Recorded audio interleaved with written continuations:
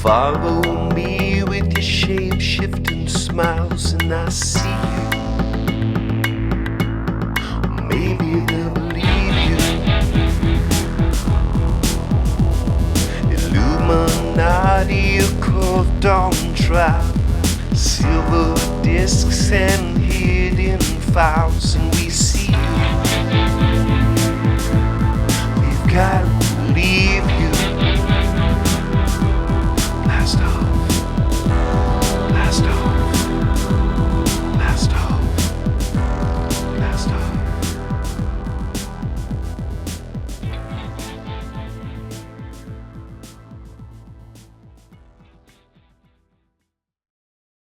Blast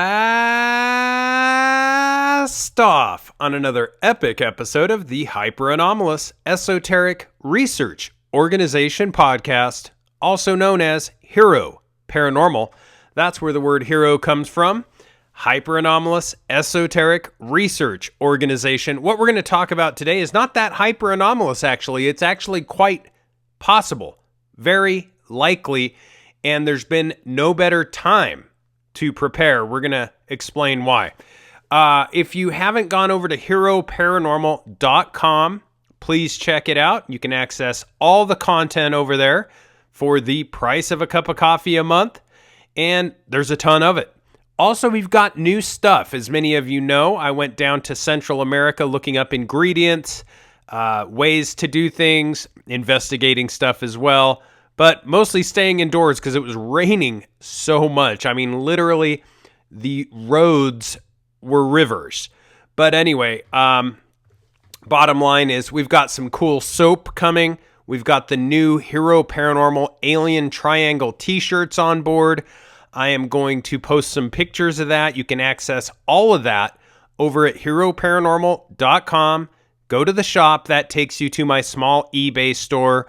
It's what I use to maintain the podcast. Any sales there help pay for microphones, earphones, stuff like that. Had a laptop go out recently.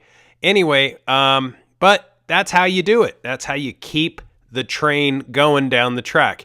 So check that out. Any little bit helps. Also, if you're interested, please remember you can also support the podcast at happinessmedical.com. That's right. We have Spice Natural Bronze, all in-house, created there. Spice is, of course, something I'm proud of because it's all in the family, made by us. The first organic bronzing lotion that's hydrating with coconut oil and cocoa butter. Tan as if your life depends on it, because it does. I mean, we wear these skin suits around our whole lives. They are an important part of our livelihood. Keep them hydrated. Maximum hydration is key with organic coconut oil and aloe vera infused in a 100% organic product. It's good for your skin and it keeps you looking great all year long. You know how in the winter everything starts getting crackly, crunchy, dried out? Spice will keep that from happening. Spice Natural Bronze, you can access that at happinessmedical.com. And of course, it helps support the podcast. And speaking of supporting the podcast, let's talk about what you can do if you don't want to spend any money. You just want to support the podcast for free. Totally doable, totally understandable in these tough times, and easy. All you do is go to YouTube, look up HEROparanormal, subscribe to the podcast there, like, share, and subscribe if you really want to help out, and that helps. You can also go to Spotify, look for HEROparanormal, and boom, it's there. You can also go to Patreon, look for HEROparanormal, or just go to HEROparanormal.com and it'll take you there. There's a link. And you can also subscribe to the podcast as a free member. You don't have to be on the I've got 5 on it tier level. There's only one tier level, $5. It gets you everything. But you don't have to do that. $5 a month, that is. It's the price of a cup of coffee. So anyway, you can still subscribe for free and become a free member. Every little bit helps. Just getting the word out helps. Because I think, you've got to remember the reason that I podcast is because I want to get the word out. As those who do podcasting know, there's no money in podcasting, unless you're like the Joe Rogans of the world, which we are a far cry from. Unless you have some where you're able to like get some platform where you're able to get millions of views, there's no money in podcasting. So really you're just trying to do a basic amount of promotion, sell a few products to keep the ball rolling so you can get the word out about stuff like the thing we're going to talk about today, stuff that's important. And just remember, as Sam Tripoli says, the revolution will be podcasted. I believe that. The CNNs of the world, the MSNBCs of the world, the mainstream media of the world is crumbling. It's dying because they're lying. And the podcasting community, the real revolution, is now something where a lot of people are getting their information. And I think the information is more truthful, a lot like what we're going to discuss today. For those with families out there, there's something you need to check out. It's called the Angel Studios Guild. Again, I am not paid. I'm not promoted. I am not in any way affiliated with Angel Studios. But I have to tell you, if you're looking for family-friendly media, okay, stuff that you don't have to worry, you can turn it on, walk away, walk out of the room. You don't have to worry about anything, no shenanigans, none of this weird Nickelodeon Disney stuff where they're pushing narratives and progressive ideas onto your kids at a young age where they're very, very, very susceptible to some of these ideas. If you just want some safe family entertainment, check out Angel Studios. There's an app. You can get it on your phone. And they've got all kinds of movies. In fact, Bonhoeffer is coming out today, I think, or it was yesterday. That's a really great one about a German pastor spy. Really cool show. Again, everything is a feel-good movie, family-friendly type vibe. They also have something called Homestead coming out, which is kind of why I mention it. Homestead is a movie that is basically about a nuke going off in LA. So obviously the United States turns into a crazy place, and a family goes to their homestead where they basically try to, protect their livelihood.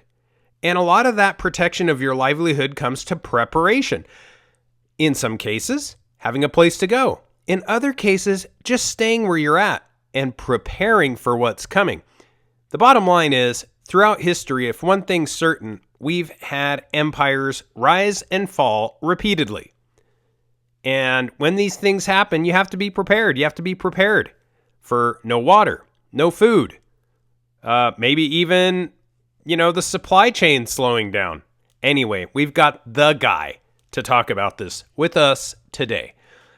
A man who is single-handedly, with the help of his employees, preparing families for emergencies the right way, the first time. And he's doing it with preparedness challenges that he'll tell you all about. His name is Marcello. And Marcello is absolutely amazing. I had the pleasure of meeting Marcello at spacewolfresearch.com. He stopped by for an overnighter with his family and some friends.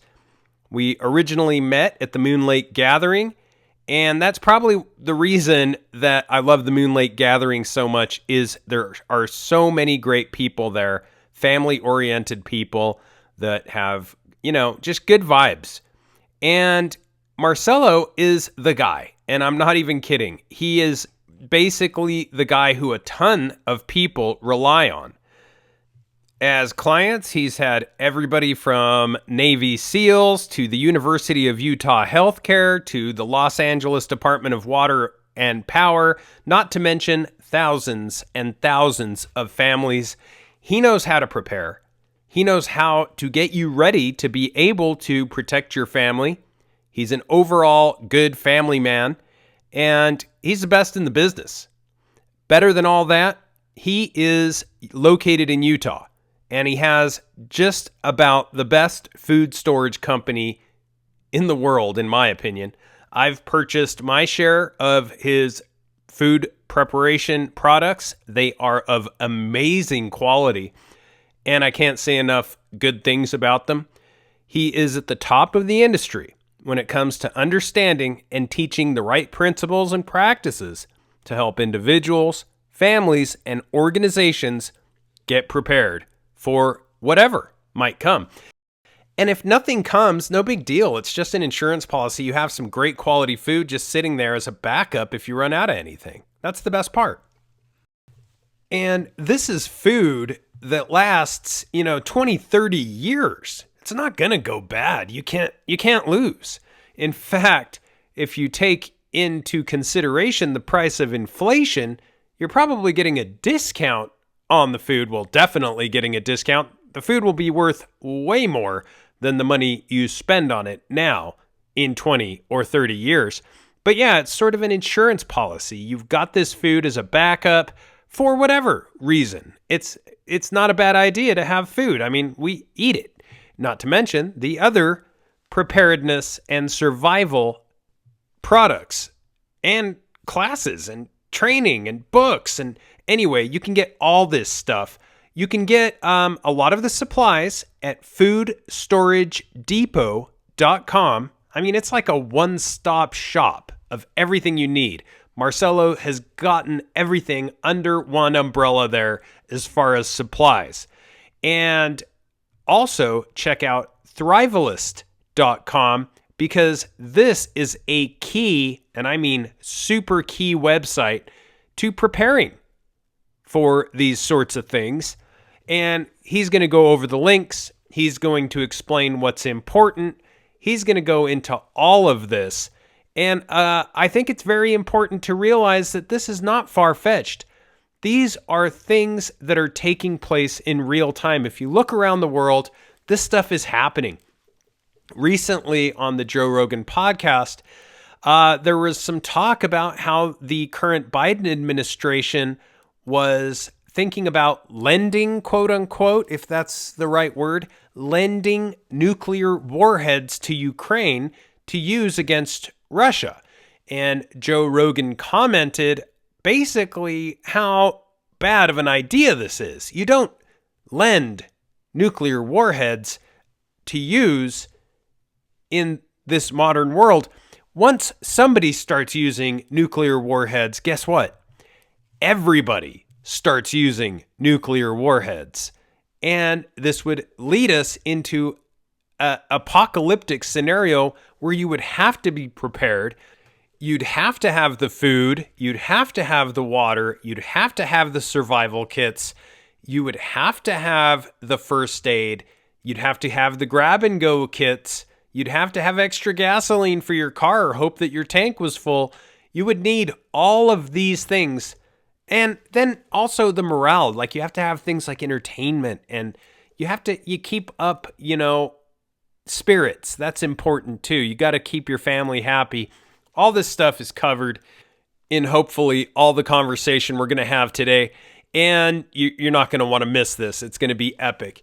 For those of you who happen to have watched Leave the World Behind, the Netflix movie made by the Obamas, you know that this stuff is happening when people at these levels are discussing it and predictively programming it in their media. Well, let's get to it. Marcello, welcome to the HEROparanormal podcast. Awesome. Excited to be here, Ryan. This is so cool. I went in a little bit on the intro telling people how we just happen to meet, as all the best things usually happen. They just happen. And how you started talking to me a little bit about preparedness. And yeah, it's strange because I have a family, you have a family, and it's not about having a family, but once you have one, you realize how important preparedness is in today's climate. Why don't we just kind of tell people a little bit about what you do, and then we'll get into everything else. You bet. I'll just give you a little background on who I am and what my businesses are. So I used to be director of entrepreneur development for the state of Utah under Governor Huntsman, and I've done over 30 companies, just done a bunch of stuff. In that capacity, I learned how to love helping people raise up their lives to become a little bit better, become entrepreneurs, get out of the rut, everything else. And it was just really, really satisfying. Government doesn't pay well, so it had to be satisfying. And so, I was an entrepreneur before that. I was an entrepreneur after that. But what happened is, I don't know if you've ever gotten to this point where money doesn't motivate you that much, and it's just, you want to do something good for people, to help people out. Well, probably about 14 years ago, I didn't plan on doing this. It wasn't part of my plans, but I had a couple entrepreneur friends of mine, some very wealthy investors, give me a call and say, hey, Marcello, you put together a team, you put together, pick whatever niche you want, and we'll fund as much money as you want to build a business. And I was like, well, that sounds like a pretty good deal. So I put together a team, and I knew exactly what I was going to do. Like I had my niche picked, everything. And I don't know if you've ever had those experiences where you think you know what you're doing, and then all of a sudden something from above tells you you're doing something totally going in the wrong direction. But that's what happened to me. I just got off the phone with a friend of mine, and he was part of our team. And it was a Saturday morning, and I said, Ryan, it was a different Ryan.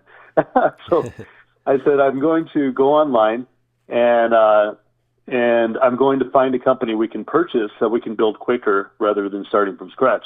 And he said, awesome. And I knew exactly what niche and everything. As soon as I went to Google, something said, do food storage, emergency food storage. And I was like, what?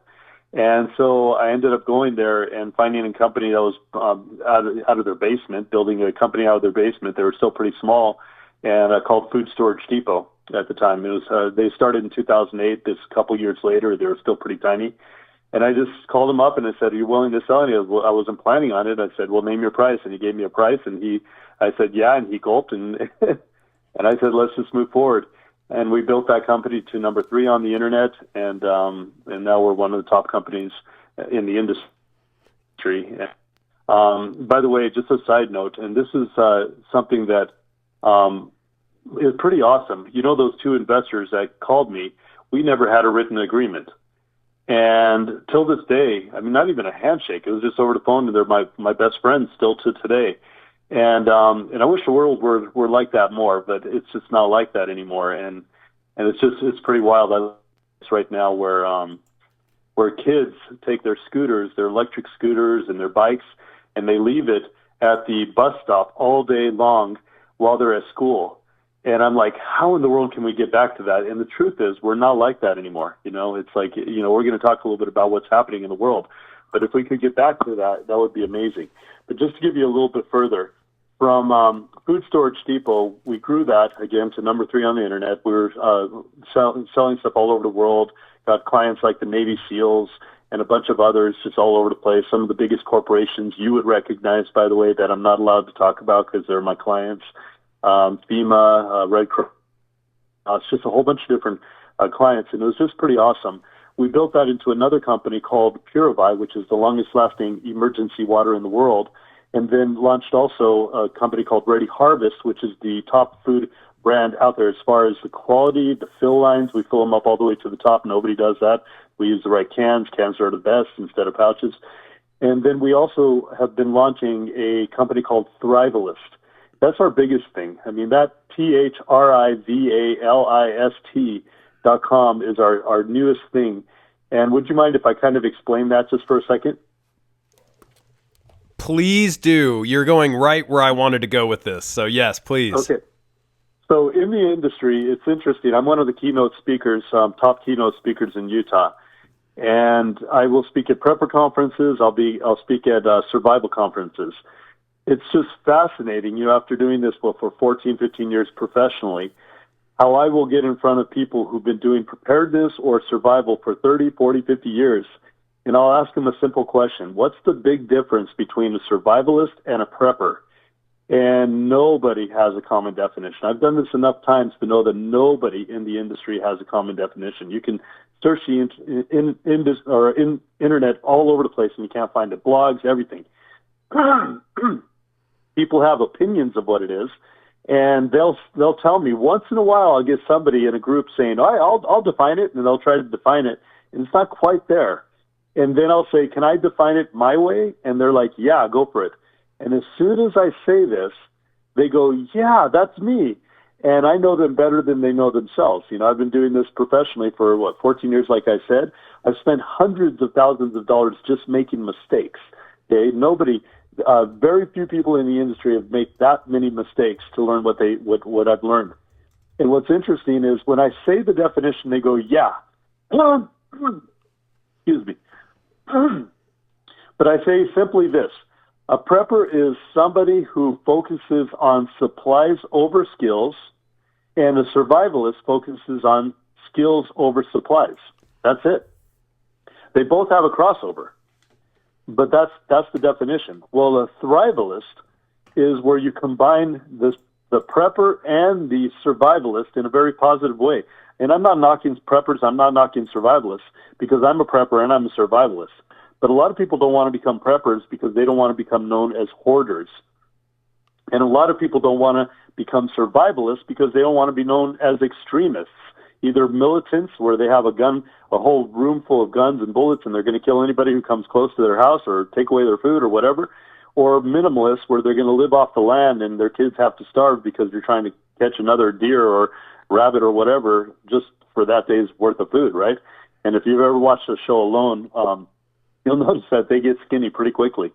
And so when you have a whole family, it's just not fun. So the truth is you have to have the right supplies, okay?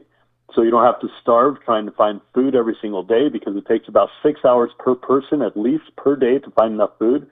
And this offends some people, and I don't mean to be offensive, but there's only so many cats and dogs in a neighborhood. And if you look at Venezuela and you look at what happened in 2015, 2016, where people were catching and eating birds and eating cats and dogs and anything they could, people got desperate. 100%. Yeah. That's where it can go, right? And the thing about it is you have to have the supplies, but you also have to have the skills. And if all your supplies were taken away from you or a house burned down or you had to leave your house in a hurry and you left your supplies and you have no skills, you're in trouble. And so our quest was, how do we teach people the right supplies and the right skills in 90 days or less to be better prepared for emergencies than most people can get prepared in 10 to 15 years? And that's what the Thrivalist program does. And so it took over 4,000 hours. That's 2 years full-time straight. Over 4,000 hours just to put the course together. It has a 300-page workbook, which should be about 1,200 pages because of the information, but so condensed and so amazing that workbook, during an emergency, if the internet went out, everything went out, you can have that workbook. And you can have all the details you need right there in the workbook. And then there's a whole video course that goes along with it. And then all these discounts and it just goes on and on and on. All the stuff we did to help families get prepared. That's Thrivalist. That's where you combine the two in a positive word, okay? Not a surviving only, but a thriving only, right? A Thrivalist. And that's part of our mission, is to help families get prepared the right way the first time. So that's what we offer people. And Marcello, I have to say, you have this amazing 5-day preparedness challenge. And I thought to myself, oh, this will be easy. I know what I'm doing. And it is, I was shocked. It's so dense. You teach so much to help prepare people. And to your point, what you mentioned that, about the cats and dogs, it does offend people. But I went on a interesting trip to Jamaica, and I was asking our driver, why there just didn't seem to be a lot of wildlife. And he said that back in the day, much like you're talking about, there was a very short period where things were unstable and people literally ate all of the animals. They went out and hunted all the animals in the forests, etc. Oh, speaking of catastrophic disasters, we lost Marcello. These things happen. I mean, they happen. Hey, no worries. Okay, lost you there. Was it? I don't think it was my phone. Was it? Do you know what happened? Or I don't know what happened. That was very strange. But that's a really good example of how things just happen and how the grid can go down. Internet can be sporadic. And, it's interesting that you bring up the term hoarders as well, because there is a new movie coming out called Homestead. We're actually giving away some tickets for people. It's through Angel Studios, and there's a portion in the trailer to the movie where people have spray painted hoarders on someone's house. It is basically about how there is an event, a nuclear warhead in LA, I believe, and this family goes to their quote unquote homestead, and they kind of have to prepare for this. But this stuff happens, and it's happened time and time again throughout history. If there's one thing for certain, it is that cities fall, empires fall, and those who are prepared survive, and those who aren't don't. What do you think is the most important thing to do with yourself and your family in these cases? That's a great question. First of all, you hit an amazing point. People ask me, what is the worst thing I can prepare for? Like, if you were to pick the most amazingly worst thing that you can get prepared for, and that's a lights out scenario. That's an electricity down scenario. That's indefinite, right? The electricity is not going to come back in an hour. It's not going to come back in a week or 2 weeks or 5 weeks or whatever else. And when you look at something like that, it's tough. I mean, I grew up in the city. That's not a good place to be in that situation. You're gridlocked, everything else. And so, I don't know if that's a side note or not, because I thought it would be interesting to talk about that. But when it comes to that type of stuff, there are 7 steps that you need to take. And you talked about the 5-day preparedness challenge, right? Yeah. That's our basic course. That's the thing where if people aren't into preparedness, they're just getting started, they're not sure what to do. I tell a lot of stories so it doesn't overwhelm people. It's like super cheap, right? We're, giving a $600 program for the price of a meal, so for people to get started. And that turns into the VIP, which I have about 20 of my celebrity friends, people from the show alone and others that are speaking with me, and that's the VIP upgrade. And then there's the Thrivalist Master Course. That all of these are built around the 7 steps of preparedness. And just to let you know, the Thrivalist Master Course, I don't know how long we're going to have the price right now, but the price is close to about $1,000. And if people finish it within 90 days, we give them $1,000 worth of product back in the mail. They get all their money back. Wow. So that's our way of measuring that we help one family, right? It's not a big money maker for us. And so, but it helps us know that we finished one family, we helped one family finish the course. And that's how we measure it every time we send out a package in the mail. But these are all built around the 7 steps of preparedness.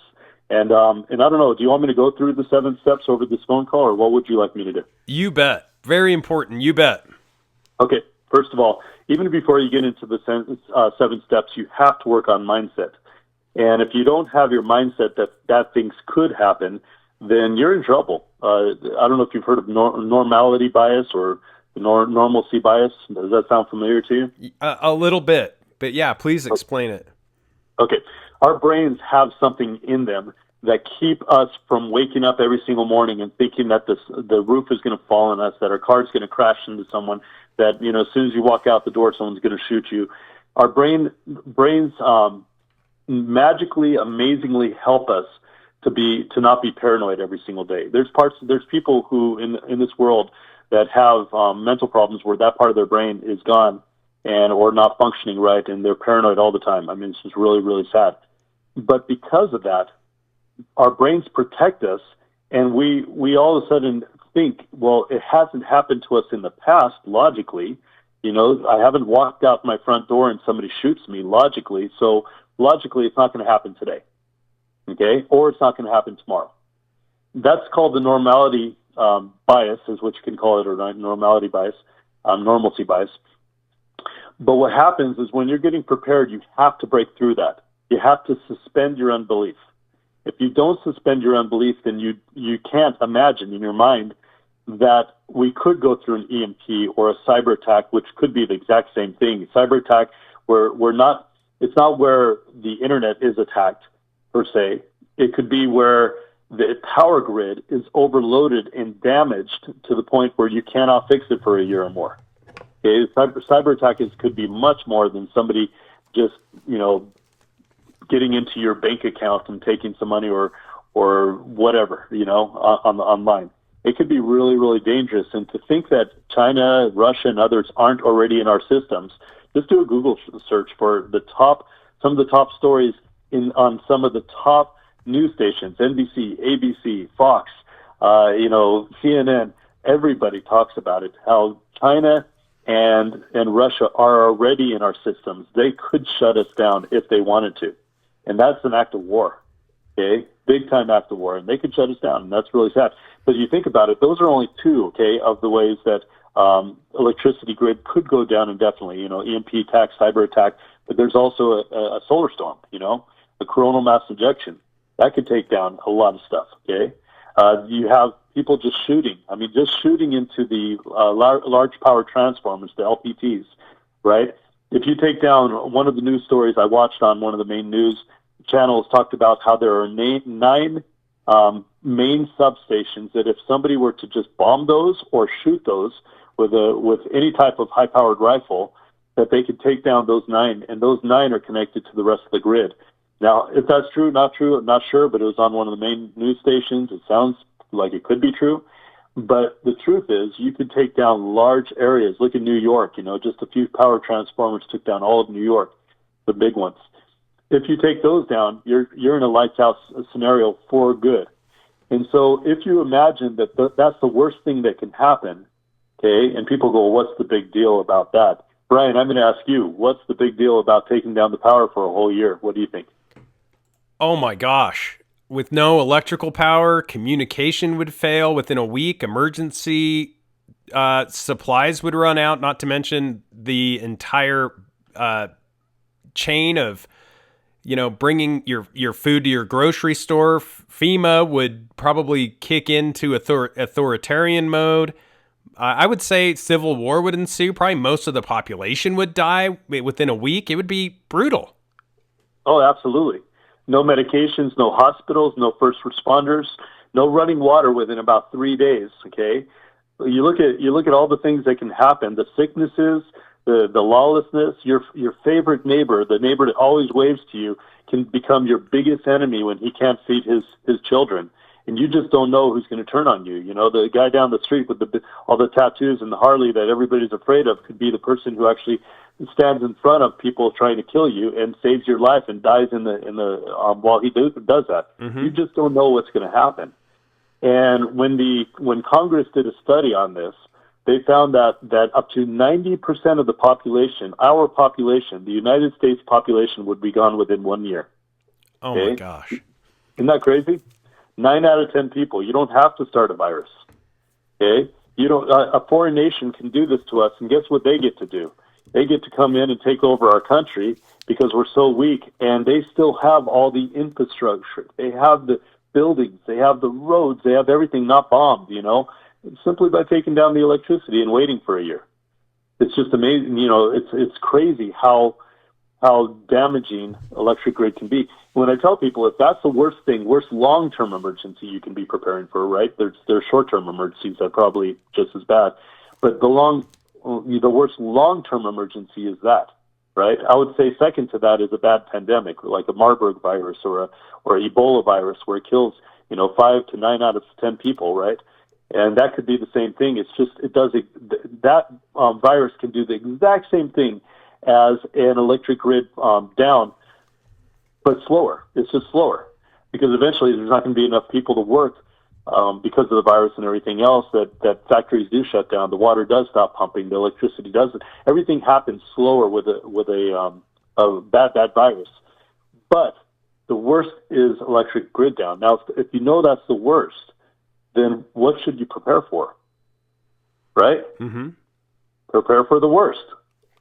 And that means if you prepare for the worst, everything less than that is cake. You prepare for everything else by preparing for the worst. You prepare for earthquakes. You prepare for hurricanes. You prepare for a whole bunch of things just by preparing for the worst things. And that's where we get into the 7 steps again. The first one, obviously, is not the first one, but prior to the first one is going to be mindset. You have to get your mindset that things could happen. Then the first step is now that you're agreeing that bad things can happen, is a risk assessment. And I have over 20 different things that I show people are the biggest risks in my course, my big course, the Thrivalist course. And I go and I do most of the homework for them. I teach them about it. I help them learn what to know and everything else. And people think, well, what's the big deal of having your first step take up risk assessment? The truth is, if you don't know what you're preparing for, you're only half prepared. You can't get prepared all the way. There's so many people that I teach that think they're so prepared, and you know who they are because they come to my big lectures and they're, I'm on stage and I see them down there and they're in the front or in the very back with their arms crossed, kind of nodding their head saying, yeah, try to teach me something new, because they've been doing it for 30 to 50 years, but they haven't made as many mistakes as me. They don't sit there and buy, 5, 10 different types of the same genre of product to find out which one's best and waste thousands of dollars just trying to figure out what's best so that I can tell my followers what's best. Even if I don't make money, even if there's no margins in it, I'll tell them what's best. And so what happens is I will ask the question to these people, what are you preparing for? And they go, I already know what I'm preparing for. I go, okay, well, what is it? Well, I'm preparing for an EMP or I'm preparing for an earthquake. And I go, awesome. Let's take earthquake. Where do you live? Oh, I live in Salt Lake Valley. I go, well, what's the big deal about earthquakes in Salt Lake Valley? Well, it's one of the worst in the nation. I mean, it's not as bad as Washington and Oregon, which is probably the worst in our nation because of the amount of people there and how bad people talk about the big one in California, but the big one is in Oregon and Washington, and people don't even know that, Mm-hmm. But I'll sit there and say, okay, what's so bad about Salt Lake? And they go, well, it's supposed to have a really bad earthquake someday. And I go, well, what else? And they go, I don't know. I go, because you haven't done your risk assessment yet. And I'm doing most of it for you. Just take my course. Just go through it. Because what you'll learn about that area, for example, not all the other areas I cover, but you'll find out that Salt Lake, 1 million plus people in the Wasatch Front there, is on an ancient lake bed, which means a lot of sand, which means a lot of liquefaction, which means a lot of water coming up, which also means that it was built back in the 1800s, and there's a lot of clay pipes. And I work with the tops of Utah, so I find out about a bunch of stuff. But there's clay pipes underneath the ground. They don't switch them out until they break. We had a pipe break close to my house in Draper, Utah, and it took, it was one pipe, pretty big pipe, but it was flowing water down the street and just a little bit of a flood. It was crazy, just that little pipe, coming out, all the water. It took them about 3 to 4 weeks to repair that one pipe. Now imagine 17,000 pipes breaking in the valley. Imagine 27,000 pipes or 50,000 pipes breaking in the valley because of the 7.0 or higher earthquake, right? Mm-hmm. Which we're expecting. And imagine the sand shifting so much that those pipes break easily. When I work with the tops of Utah, I asked them the question, because I actually talked to the utility companies, because that's smart to do, is call them and find out their plan. And they said, oh, by the way, we need to let you know that if the power went out, if a bad earthquake happened, many of the cities in the Salt Lake Valley are going to be without water for 10 months or more. Oh, my gosh. Right? That's what they told me. So I was talking to the tops of Utah's preparedness, who know more, right? And I just said, guess what I heard? And I told them, trying to sound smart, and they said, that's not true. I said, seriously? And they said, yeah, it's 12 months or more easily. I was like, oh, it's more. And they said, yeah, several of the cities. And I go, well, what are you going to do? And they go, well, the only contingency plan we have is to go around with trucks and give water. And I go, but what if the roads are too damaged? They go, we know. And I go, what if there's too many people? And they go, we know. We can't get that much water out to people. And so I tell people, if you're going to store water for at least 1 month and try to shoot for 3 months and do 2 gallons per day per person. And don't do it like everybody else where you borrow water bottles from Costco and 2-liter bottles. There's better ways to do it, much better ways to take up very little space. Anyways, that's Thrivalist step number 3. So let me get back to Thrivalist step number 1. Risk assessment. You have to know what you're preparing for, or you'll be half prepared. And that's more than just knowing what it is that you're preparing for. You need to know really what it is you're preparing for. You need to get into it. Okay? And we do most of the work for people in our course. Now, Thrivalist step number 2 is going to be the only part of our course that has to do with short-term emergency preparedness. Okay? It has to do with sudden emergencies, surviving sudden emergencies. That's what it is surviving sudden emergencies. That's where most people stop in their preparedness. They go out and get survival kits, right? And they build a survival kit. And I ask people, you got your bucket of food or you got your survival kit. I go, when are you going to use it? They said, well, as soon as that earthquake happens, we're going to pull it out and use it. And I go, why? I mean, you got a whole pantry of food. You got a fridge that's going to go bad. All the food in there, you need to eat that. You have all these supplies in your house. You have forks, spoons, knives, everything you need in your house. Why are you going to grab your survival kits and use them during a sudden emergency? And they go, oh, yeah, you're right. Well, it's to get out and get away from the house. Well, when would that happen? I don't know. We haven't thought of it. We'll go back to the risk assessment and figure it out, because I did the work for you. I teach you which ones you need to get out of the house, right? And they go, whoa, good point. Okay, well, let's think about that. Okay, let's get out of the house. Where are you going to go? I don't know. Okay, you got your survival kit. You don't even know where you're going to go. So are you going to go to the neighbors? You're going to go to the mountains? You got to figure out. If you're in the city, you got to get out of the city. And if you're going to go by car, you only got about maybe, half a tank of gasoline if you're hitting traffic, maybe less, right? Worth of distance, right?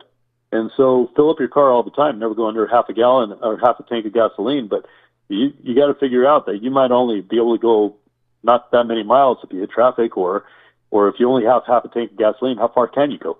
So you got to figure out where you're going to go. Now, if you figure out where you're going to go, how are you going to survive when you get there, right? What are you going to do when you get there? Like, is there food there? Is there people that are going to take care of you? Do you have friends, family? How are you going to do it? And if you know all those questions, then you know how to build your kit, because you need to know, if I'm walking there, how many days of food do I need in my kit? And hopefully I'm not carrying it on my back. Hopefully I have some type of wagon or something like that, because you don't want to use more energy than you need to. But you got to figure out all the little things to be able to do this sudden emergency preparedness, survival step number 2. And most people build their whole courses around that point alone. Only one point, survival step number 2. And when I ask people, what's the priorities in preparedness, they give me the rules of 3. Have you heard of those, Ryan? The rules of 3? I have not. Okay, I'll give them to you. Okay, so you could die within 3 seconds without hope. Okay, so you can shoot yourself, kill, you can whatever, it doesn't matter. Okay, 3 seconds without hope, 3 minutes without air, 3 days without water, 3 hours without heat or cold. You can die of hypothermia or hyperthermia, right? Okay, 3 hours, 3 days without water, 3 weeks without food, and then you can go 3 months without human interaction. You can go crazy within 3 months. You look at people on the show alone, within a week, 2 weeks, 3 weeks, they're crying. They're like missing everybody, and they're starting to go a little crazy. 3 months is tremendously long. Okay, so those are the rules of 3. Most people build their courses around the rules of 3, and that's it. That's only surviving sudden emergencies. That's rule number 2. Okay, that's survival step number 2. Survival step number 3 is emergency water. And survival step number 4 is emergency food. Now, those 2 have their own sections, water and food, but then you get to survival step number 5, and all of a sudden you have so many more things. Like, for example, it's called survival step number 5 is meet your other needs, and I'm emphasizing the word needs because they're important. But if you go into meet your other needs, you have home security, self-defense and safety, first aid, medical, health maintenance, temperature regulation, fuel sources, lighting, power, personal hygiene, cleaning, sanitation, disinfection.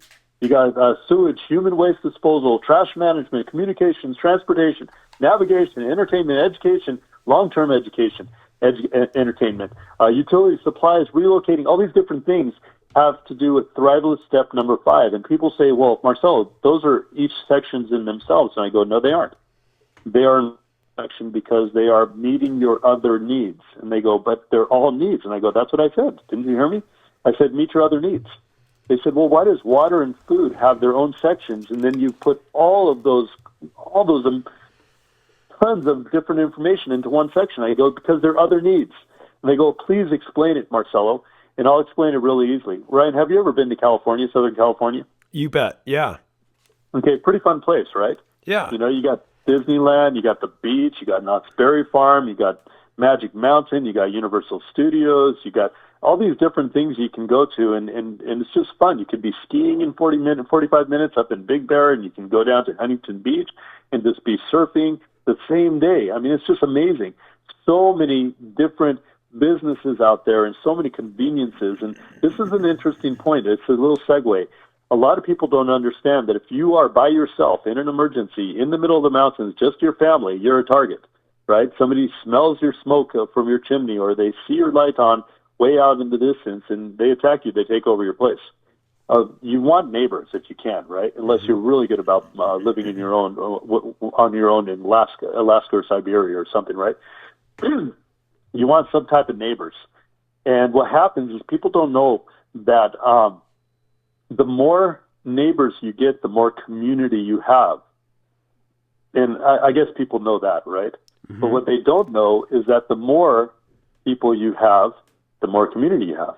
And the more you have, the more community you have. And then the more you have, the less community you have. And then the more you have, the less community you have. And there's a sweet spot where you have so many different, so many people around you that you have enough diversity of doctors and dentists and whatever else around you that you could take care of yourself during an emergency with your neighbor's help. You have a farmer, he has, beef, and you have a greenhouse, and you're sharing your food with the neighbors, and they're sharing your trading and everything else, and you're taking care of yourself. That's great. That's maybe 200 200 people, neighbors, up to 3,000 at the most, where a town turns into a city in most states. Under 3,000, you can do okay. Especially if those people are conservative minded. Mm-hmm. Okay? And I'm not saying this to be derogatory or mean to anybody out there, but the truth is, okay, if I were not religious, which I'm religious, if I were not religious, I would find a religious community to move to. One like the one I'm in right now, where, like I said, they leave their bikes and their electric scooters out all day at the bus stop, unchained, completely open for anyone to take, right?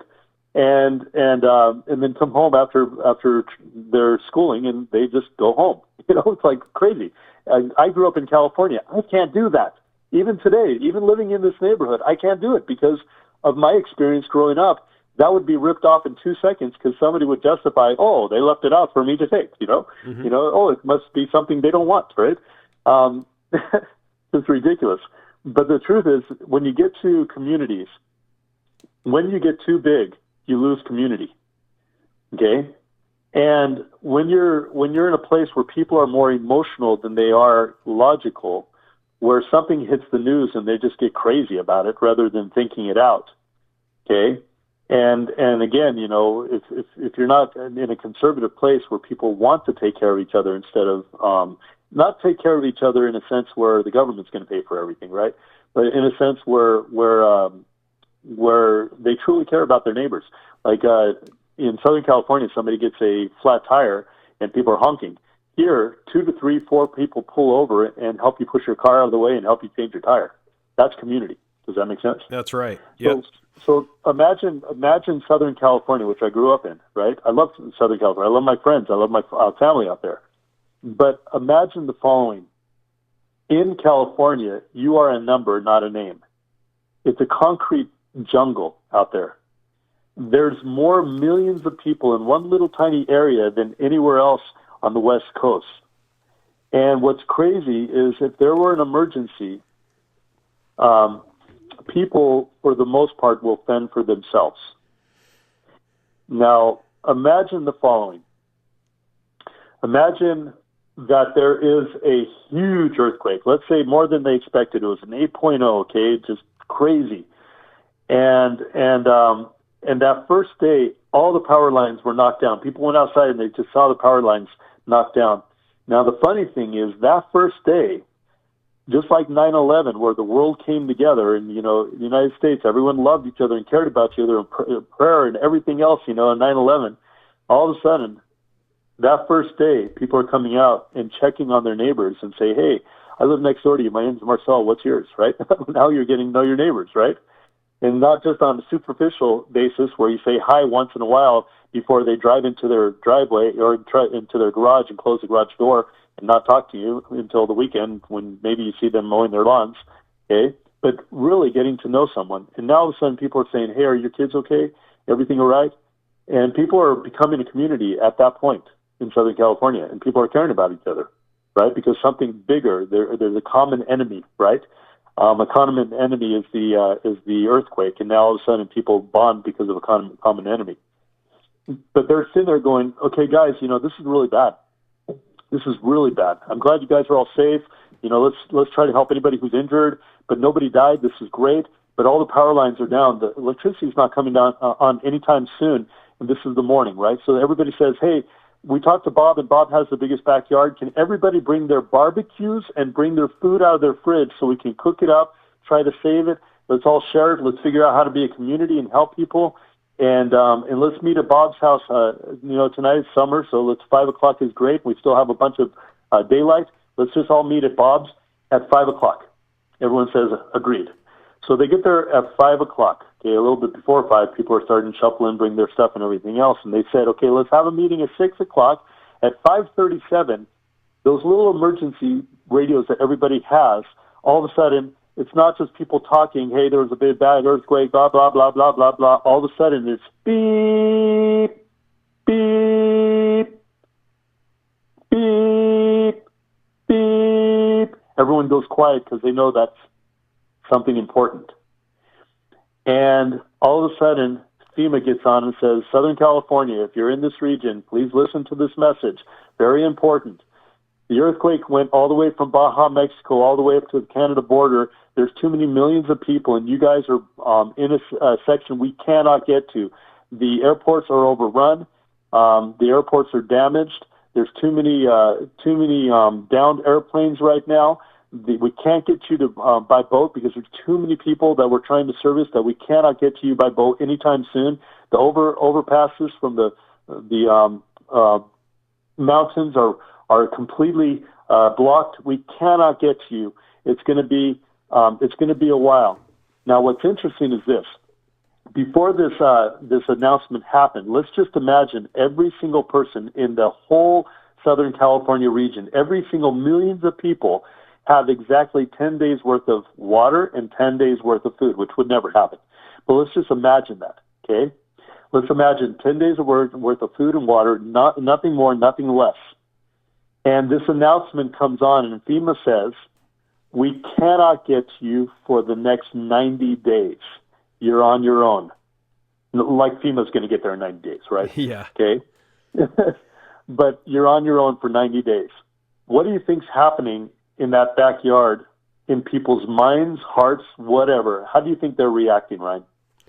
Yeah, all of a sudden they're dealing with existential threat.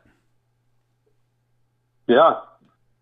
All of a sudden, everybody has 10 days worth of food and water, and they're sharing their food and water with everybody.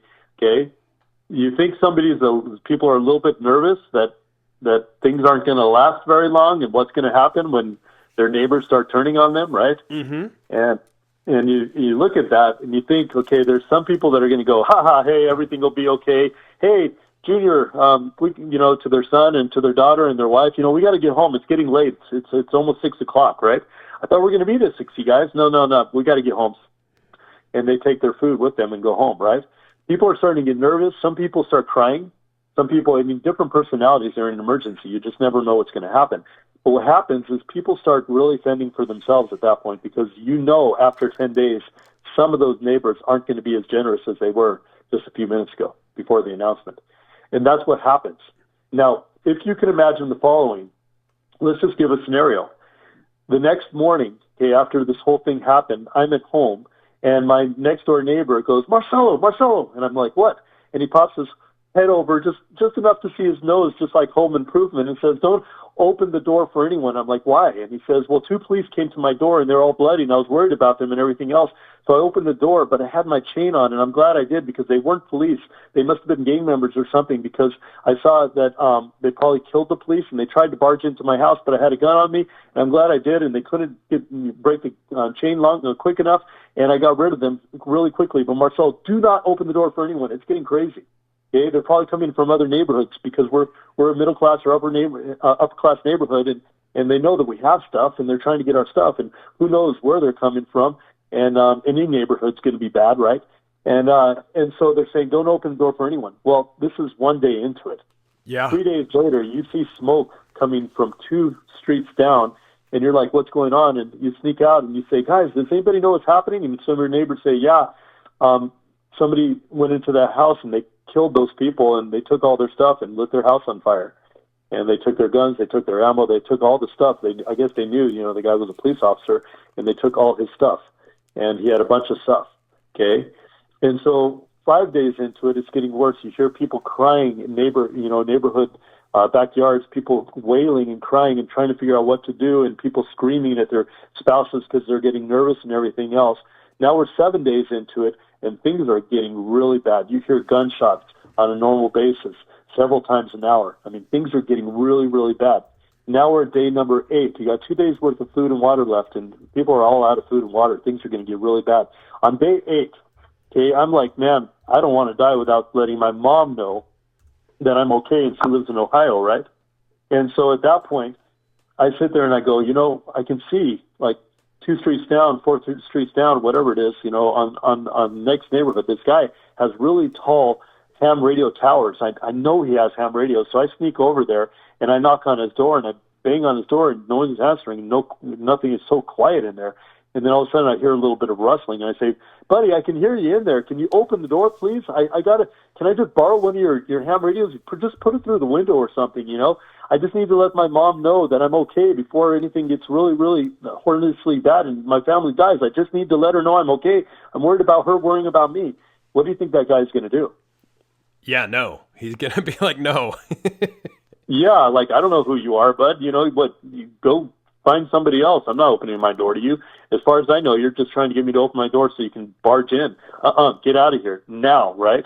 Yep. So your daughter trips and sprains her ankle, and around the corner is a nurse. You've seen her drive into her driveway, get out. She's a nurse. She wears the garb all the time, right?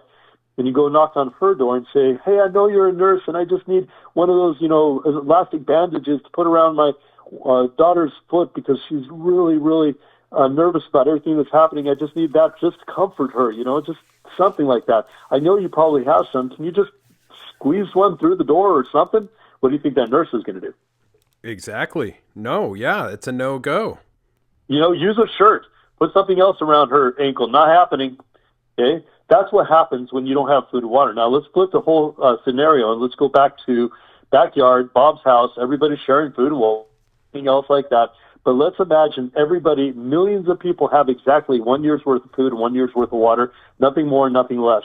Same thing happens, beep, beep, beep. FEMA says we can't get out there for 90 days. What do you think is happening in that backyard now? Madness, yeah. Madness. Totally different. Okay, people are saying, hey, it's okay. We all got a year's worth of food and water. We can plant gardens. We can do a community garden. We have time. We can help each other out. So let's not worry. Let's create a defensible solution so that our neighborhood isn't bombarded by others. Let's help each other out. And by the way, let's delegate. Who's a nurse here? Who's a doctor here? Who's a dentist here? Okay, who knows construction skills? Who's an electrician? Okay, let's divide up responsibilities. Anybody who needs help. Okay, who knows ham radio here? Awesome. Let's go. I'll call our families. Everybody get to, Joseph's house. He knows ham radio. Everybody can call their families one by one. Everything changes because of food and water, but people don't understand that. So thrival step number 3 is food or water, and then thrival step number 4 is food, and they are the best courses. Those two are the best courses on food and water in the industry, period. Nobody has done more work than I've done on that stuff, okay, to put a course together. It is the best in the industry, and it teaches people simply what to do with water and food. Then you get to thrival step number 5, which is meet your other needs, because if you have your food and water taken care of, all of a sudden, lighting and power seems to be, people help with lighting and power. They help with fuel. They help with health. They help with first aid. They help with self-defense and safety. They help with sanitation and sewage and trash management and communications and transportation, navigation, all entertainment, all the different things that are in thrival step number 5, meet your other needs, are taken care of because of food and water. Does that make sense? Yeah. People help each other.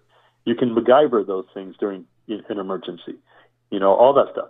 Now, just to give you the last 2 steps, steps 6 and 7, 6 has to do with maintaining your standard of living, building a rainy day fund, creating a hedge against inflation, storing extra supplies, finding ways to barter and trade. All that has to do with maintaining your standard of living during an emergency so you can thrive, not just survive during an emergency. And that's some big lessons I learned when I lived in Brazil during 30,000+% inflation. Okay, where I got to live through that. I got to experience it, and I teach people the lessons on how to prepare for inflation, how to prepare if the banks went down, how to prepare if you can't, your money becomes worthless, right? And all the different things people are worried about today. And then finally, step number 7 is helping other people get prepared and building a preparedness community around you.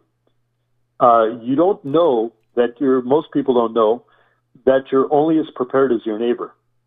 If you have a year's supply of food and water, and none of your 100 neighbors have anything, okay, news travels fast. When your kids are fat and plump and theirs aren't, okay, when your lights are on because you have solar power or whatever and theirs isn't, when you have heat and they don't, when you have, all the different things, you become a target.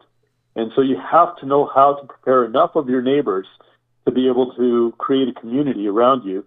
And that's not telling people, hey, I'm prepping. You got to do it in a very systematic way, and I teach you how to do that. I teach you how to do it the right way to help your neighbors get prepared so that you're prepared. Okay? As prepared as you are, you're not prepared until your neighbors are prepared. Does that make sense? It does, yeah. So those are the 7 steps of preparedness. If you go through those 7 steps, you're prepared for almost everything. And, Thrivalist is really, it's pretty amazing. Not just the website, but the people that you have working for you. I was blown away with how helpful they were. And I know there's probably people at home saying, well, this stuff, how likely is this to happen? And I'd like to point out that just in 2024, what we have worldwide, we have Gaza. This exact scenario took place. The wider Middle East, a bunch of other towns, Sudan, Ukraine, Myanmar, Ethiopia, Haiti, Armenia. Of course, you mentioned Venezuela. And there's a handful of others. And that's just in 2024 that all the things we're talking about, supply chains breaking down, all of this emergency preparedness would have come in key. Yep. Yeah.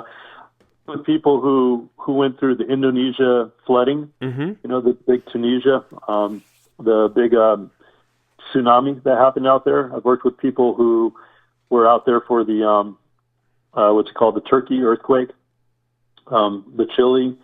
Just a whole bunch of different things. And these were people on the ground helping. And the stories they told me about neighbors, I'm getting a little graphic here. I hope you don't mind. No, that's okay. But neighbors stepping over dead baby neighbors. Okay? Like a baby would die who they knew was their neighbor, and they would step over them like they were just a piece of meat. Mm-hmm. Everybody on their own, taking care of themselves, and life just, nobody cares, Not nobody, I take that back. You don't know who's going to care. And watching how humanity breaks down when people are tired, hungry, thirsty, scared, worried, etc., stressed. Society breaks down. And the thing about it is, if you're prepared, you have that saying, if you're prepared, you shall not fear, right? Right. But that's what it comes down to, If you're prepared, you can handle this stuff. In fact, one of the most amazing things I love about preparedness is not me doing it out of fear. I don't do it out of fear. I do it out of faith. I do it because I love it. I do it because it's interesting. It's fun.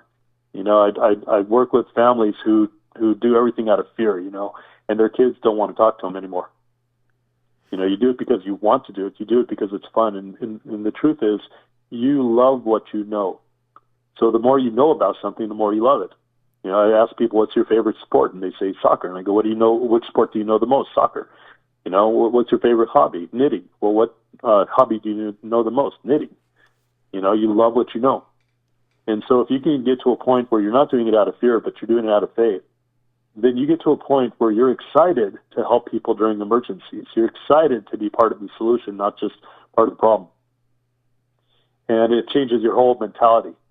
And you go into the last day crazy stuff that people are worried about.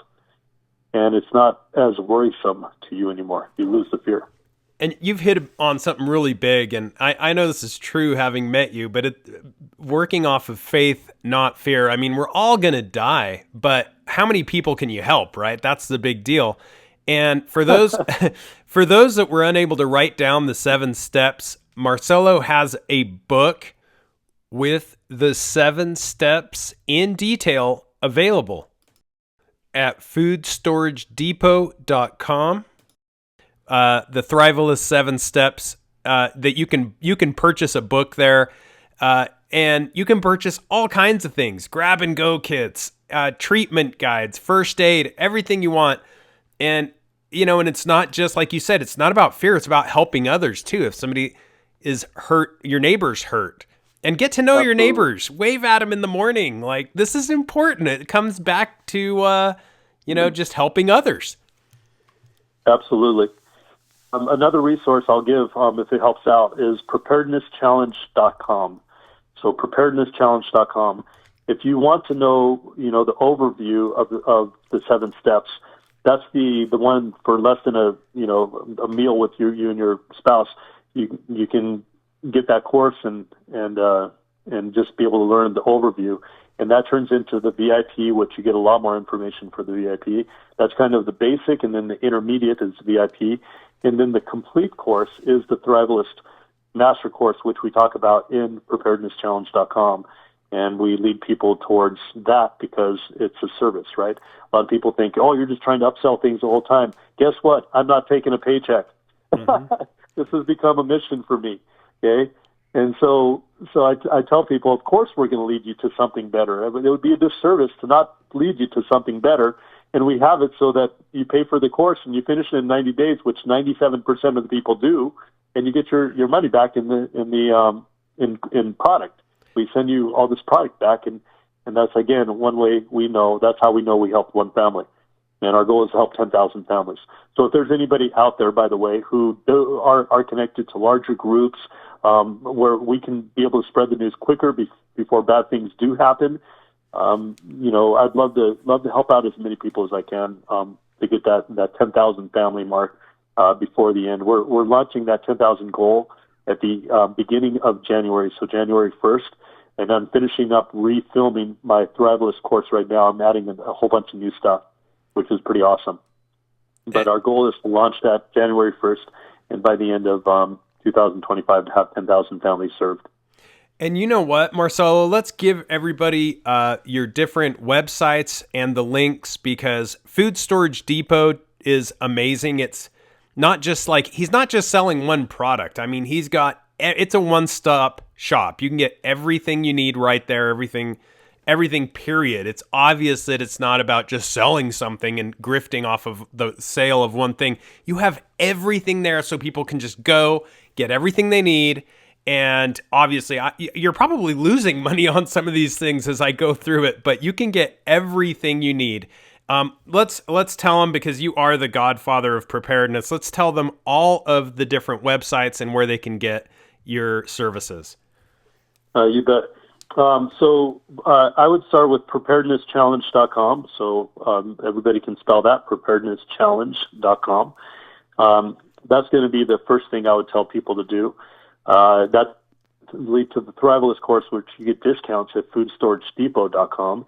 And so that actually pays for itself just even in discounts, not even counting all the information I'm giving you to help you prepare better in 90 days than most people can get prepared in 10 to 15 years. So foodstoragedepot.com is another one. Puravai, Puravai.com, which is on Food Storage Depot as well, to save some time, is one of my other companies. Thrivalist is another one. Ready Harvest Foods is another one. We don't have everything on Food Storage Depot, all our products, because some stuff is too expensive to ship.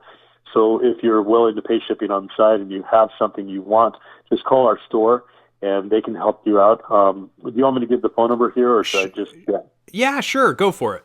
You bet. The store is 583-2215. Hopefully I had that right. 583-2215. I believe that's it. But in any case, it's on foodstoragedepot.com. You can find it there. But again, I would start at preparednesschallenge.com. That's a cheap, easy way to get a ton of information and just get started. Even if you've been doing preparedness for a long time, or even if you're just getting started, that's a great place to start. Again, I tell a bunch of stories. It's a basic thing, but by day 3, I'm giving a lot of good meat. And if you pay for the VIP, then you're just gonna have so much more information. Like I said, a bunch of my celebrity friends. And the simplicity of everything you have at foodstoragedepot.com. You, like, for example, I mean, I'm going through here and I'm just blown away at the simplicity of some of the things that are life changers. They would literally save your life having this when other people don't. Pretty amazing stuff. And, going back to, what could happen, I came across something that just blew my mind, but from a Nobel Prize winner. This is a pioneer in AI. And he said that by 2030, his biggest fear is that everything would continue okay, that nothing would happen. He was worried that AI itself, the machine learning, could realize that it's in its best interest to get rid of humanity. And it could literally break down all of our systems of communication, supply chains. And this is if everything goes okay. So, I mean, there's so many possibilities. Oh, absolutely. That's a new one. I've heard about AI, but I didn't even consider what you just mentioned to that degree. And so thank you for teaching me. That's awesome. Yeah, his name's Jeffrey Hinton, and it's pretty amazing. He said if everything goes perfect, we're still like in a very dangerous position. If AI decides, hey, we really don't need these humans anymore. Yep. Pretty wild. Yeah. Thanks so much, Marcello. You have done so much. And I mean, I'd like to point out it's Black Friday too. This is one of those days where Americans go out and spend money on useless garbage, usually another big screen TV, another deal on, whatever the blue light special is. Why not actually buy something that you could use in these cases? And any closing words, Marcello? You're exactly right. I get so many excuses why people can't get prepared, and I asked them a simple question. I said, if you knew the lights were going to go off in 30 days, and 90% of the population was going to die within 1 year, that's not prepared, right? People that aren't prepared. Would you just keep living the way you're living right now, or would you find a way to do it? And they said, oh my goodness, I'd sell everything I have, sell my car, I would do whatever I can to get prepared, and if I don't have the money, I'll call my cousin who has a ton of money. He doesn't have time. He has money. I have time. He has money. With a great pair, right? There's always ways of doing things, but they would figure something out if they knew absolutely for sure, okay, that 30 days from now things are going to go really, really bad. No question in your mind. You would do everything you could to get prepared quickly. The thing is, it's going back to the normalcy bias. If you break through and imagine that it's going to happen, then you'll get prepared for it. So I tell people, excuses are useless. You might not have the means. I don't have the money. I don't have the time. But the truth is, the truth is, you just don't have the resources, right? If you get out there and find I don't have the money, well, who does, right? I don't have a place to do my garden. Well, who does, right? Do a community garden or something like that. So when people say, I can't get prepared because I don't have money, I said, well, then why did you spend so much money on TV for your family for Christmas? Instead of preparedness? I speak to very wealthy groups as well, and I ask them, how much food storage do you have? Oh, a month. I have a couple weeks. I go, guys, you just spent $50,000 remodeling your kitchen. Take that and put it towards food that's going to last 30 years on a shelf. That doesn't go bad. That food will be worth more in 30 years because of inflation than anything you can imagine. You can sell it back and get all your money back plus. Yep, okay? It's true. The way things are going, maybe that's 1 year from now, right? But the thing about it is I tell people, I care for you, I love you, so I'm not going to be easy on you. Excuses are useless. Do something. Just get it done. Quit finding ways to get around it. Just get it done. So true. Appreciate you so much, Marcello, and all you do. I know you're a busy guy. You've got multiple businesses, and thanks for taking the time away from your family to do this. It's important to get the word out. I appreciate you, and I hope you have a blessed day. You're awesome, Ryan. Thank you for having me on your show.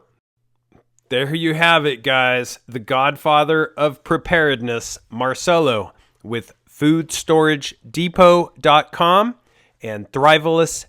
thrivalist.com. That's thrivalist.com. Check out those two websites. Your family and yourself might thank you for it down the line. Appreciate you guys. Hope you had a very blessed Thanksgiving. Enjoy your weekend. Keep your eyes to the skies, feet on the ground, but don't forget to take a look around.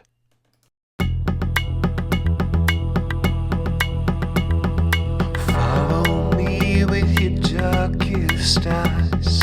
Follow me with your shape-shifting smiles, and I see you. Maybe they'll believe you.